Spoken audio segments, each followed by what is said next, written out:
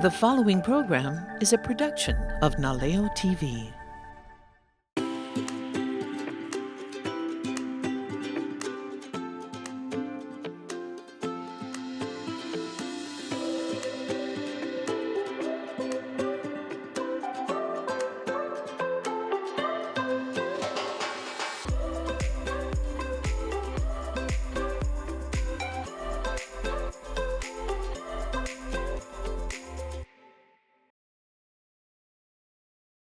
I'm Eric Redman. I'm the author of two books in a detective fiction series, Bones of Hilo and Death in Hilo, both set here on the Big Island of Hawaii.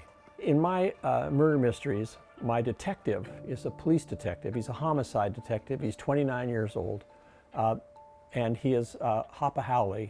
His father is a Hawaiian. His mother is not. But he was raised on the mainland after his parents divorced in Seattle, which is where I live most of the time.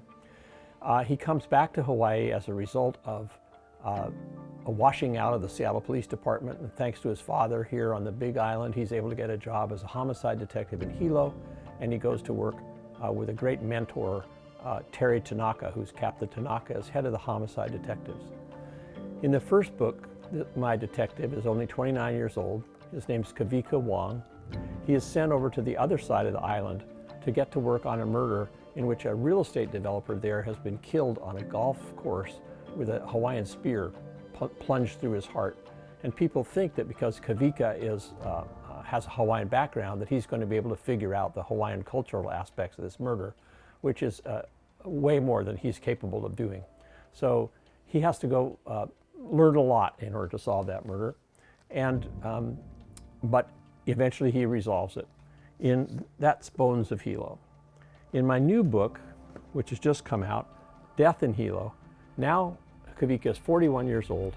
He's in Honolulu. He's the head of homicide detectives, and he's about to become the chief of police.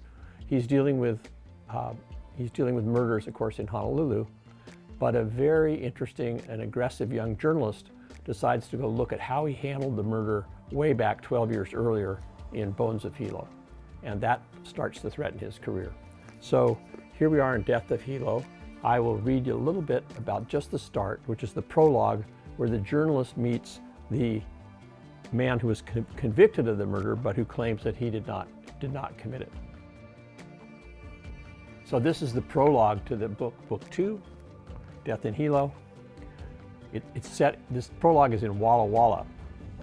The taxi dropped Zoe Akona at the penitentiary a little before 8 a.m. The morning was still dark and very cold. Daylight saving time had returned to the mainland just 2 days earlier, and the sun hadn't yet caught up. By the time Zoe walked from the main gate to the front door, never having imagined how glad she'd be to step from the open air into a prison, she'd covered a substantial distance on foot and gotten seriously chilled. A guard, the third she'd had to pass, asked who she'd come to see. "Michael Cushing," she replied, her lips so numb she had difficulty forming the words. "He's an inmate from Hawaii." No one offered her a cup of coffee to warm her hands, but the guard allowed her to remain indoors while he consulted his clipboard and called to check that her visitor's application had been approved. She rubbed her hands vigorously while she waited and quietly stamped her feet in a restrained little tap dance, hoping to warm up.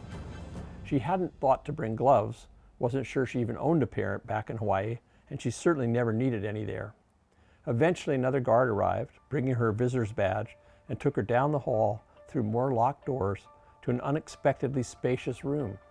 There, through a large window of thick glass embedded with chicken wire, a spectacular sunrise pushed away the night and began to stretch itself across the eastern sky. A prisoner in a blue jumpsuit awaited her as well. "And the dawn comes up like thunder out of Idaho across the way," the prisoner quipped, jerking his head toward the window while raising his arm slightly so the guard who'd brought him to the room could remove his cuffs. "You're the reporter he sent?" he asked, rubbing his freed wrists. "A teenager? I would have thought it was a lot bigger story than that. The Fortunato murder is the most famous homicide in Hawaii for what, like a quarter of a century? Your editor should have sent Scully." Zoe remained unruffled. "Yes, I'm the one they sent. I'm not a teenager." She handed him her card. "Zoe Akona of the Honolulu Star Advertiser. Thank you for contacting us, Mr. Cushing. and you may have missed it, but it's safe to say the slasher murders are more newsworthy in Honolulu right now than the Fortunato case. That's why they sent me and not Mr. Scully. So, shall we sit? Michael Cushing smirked, but he sat. So, I'm finally getting out of prison, Cushing said with a laugh, for a crime I didn't commit. That's the big story. That's why I wrote to your paper. Looking pleased with himself, he leaned his narrow metal chair back and clasped his hands behind his balding head. The guard had told Zoe that Cushing's blue jumpsuit signified low threat, even though he'd been convicted of 2 murders and an attempted 3rd. Low threat because he hadn't killed anyone with his own hands. He'd hired a hitman. And he goes on to explain to Zoe that his hitman did not killed the Ralph Fortunato, who was the real estate developer whose murder kicks off the beginning of the series in Bones of Hilo. And she goes home and writes a big article about it in the Star Advertiser, and all of a sudden Kawika, who's the chief of homicide detectives in Honolulu, is now he's got trouble from his past that's going to drag him back to the Big Island. Later in the book, a murder victim turns out to be someone who works for the 30-meter telescope project, the TMT, someone named Keone Parks. And Keone Parks was responsible for the direct interface with Hawaiians who object to the TMT. Kawika comes to the Big Island and has to figure out whether Keone was murdered as a result of his work for the TMT or for some other reason. And as part of this, he comes with his cousin, Kawika Wong is also a homicide detective, but much younger than Kawika, and she's based in Hilo, whereas he's from Honolulu. And they visit Grace Opanui. Grace Opanui is the head of a group that is objecting to TMT that's called the Mea Pale Ahu, the Defenders. A Mele Pale Ahu is a covering that you put over a canoe to protect it from the elements. So they're defending Mauna Kea from the TMT project. And she insists on giving Kawika a introduction and explanation about what's going on. Her husband, Gordon, serves the malasadas. Now Kawika, Grace said, after Gordon had rejoined them and as they began enjoying his sugar-coated malasadas, a Portuguese fried dough specialty. They were very good, and Kawika said to himself, thinking how his wife insisted that Hawaiians produced only an inferior version of the real thing, his wife being from Portuguese descent. And so Grace asked him, do you know who Prince Jonah Kuhio was? Actually, no, I'm sorry to say, Kawika replied apologetically, wondering how long this was going to take. I didn't really grow up in Hawaii, Grace. Mostly I came for summers and stayed with Dad. Kuale here is the one with Hawaiian education, as she likes to remind me. Grace continued to smile pleasantly. That's all right, Kawika, I understand. She reached over and patted his forearm. Prince Jonah Kuhio is one of our great heroes. He was educated on the continent. He introduced surfing to California, by the way. He was of royal blood, of course, so when the kingdom was overthrown in 1893, he joined the revolutionaries. For that, he was imprisoned as a traitor. They let him out when the queen renounced her claim to the throne so that her followers could go free. He was mad at the queen for that, for giving up. He married a chiefess, and they went into voluntary exile, but before long our people called him back. We needed him. He became Hawaii's territorial delegate to Congress, where he served for 20 years until his death nearly 100 years ago.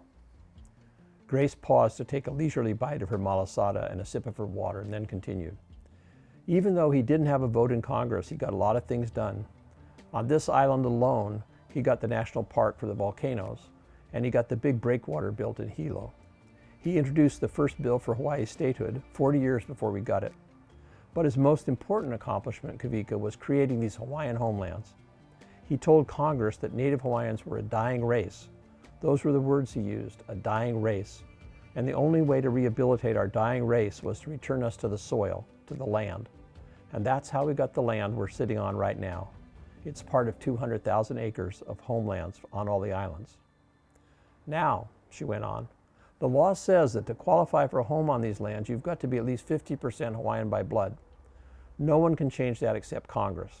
They'd have to amend the Hawaiian Homelands Commission Act of 1920, almost a century old, that law, Kawika. Ah, Kawika said, feeling he should respond somehow. So Dad would be eligible since he's 3/4 Hawaiian, but I wouldn't be because my mom is white. Kawika would not use the word hale with its suggestion of slight contempt to describe his own family members. But Kule's dad wasn't white, so she'd qualify.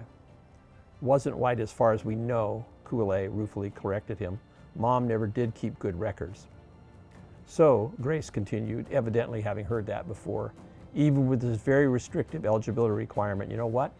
We've still got a waiting list of 30,000 families. Think of it, Kawika. Not a lot of Hawaiians these days are 50% Hawaiian by blood. The 1920s are more than 4 generations ago.